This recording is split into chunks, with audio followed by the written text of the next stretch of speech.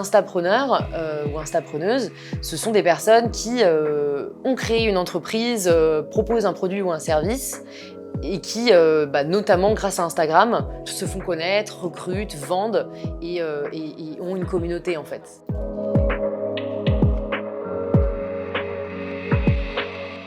Je ne sais quoi, c'est donc ma marque de sous-vêtements éthiques et inclusives que j'ai commencé à créer, je dirais en juillet 2019. C'est vrai qu'un de mes sujets de prédilection, c'est l'acceptation de soi, le rapport au corps, la célébration de la diversité.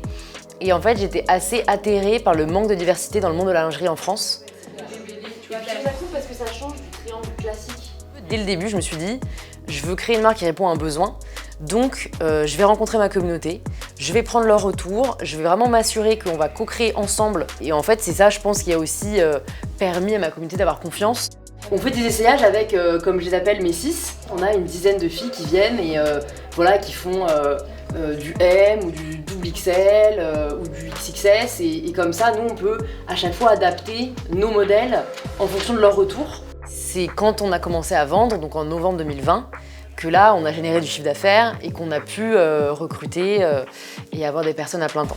Mais par contre, tous les jours, on story quelque chose. C'est vrai qu'Instagram est très bien imaginé pour les entrepreneurs, pour les entreprises, parce que c'est à la fois une vitrine, à la fois un moyen de partager les coulisses en story, à la fois un moyen d'acheter avec des fonctionnalités d'achat. Sans Instagram, je n'ai aucune activité aujourd'hui. La communauté, c'est le cœur de ce qu'on fait.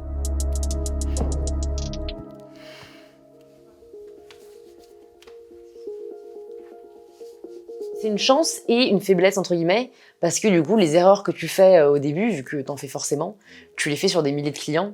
Il y a eu des gros couacs. Le soir du lancement, le site crash.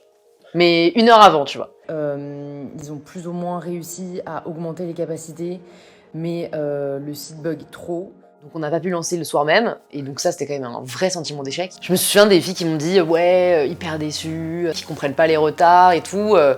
Je l'ai très mal vécu. Quand je lisais les critiques, en plus on en avait peu, mais bon, tu retiens que ça, je me remettais moi-même en question. Puis après, quand tu vois notamment les filles porter les ensembles, j'ai eu un message récemment, une cis qui me dit que sa grand-mère avait une tumeur au sein et que son médecin lui dit qu'il fallait absolument qu'elle conserve les sous-vêtements qu'elle avait et que c'était un ensemble je ne sais quoi. Tu vois, là tu te dis, mais incroyablissime, jamais de ma vie quand j'ai lancé, pour le coup je pensais qu'on allait pouvoir contribuer à ça quoi. Déjà me faire des propals pour lundi de ce que vous pouvez utiliser. Moi j'aimerais beaucoup que je ne sais quoi devienne la marque de référence de toutes les femmes et surtout de cette génération qui se soucie de ce qu'elle soutient avec sa carte bancaire.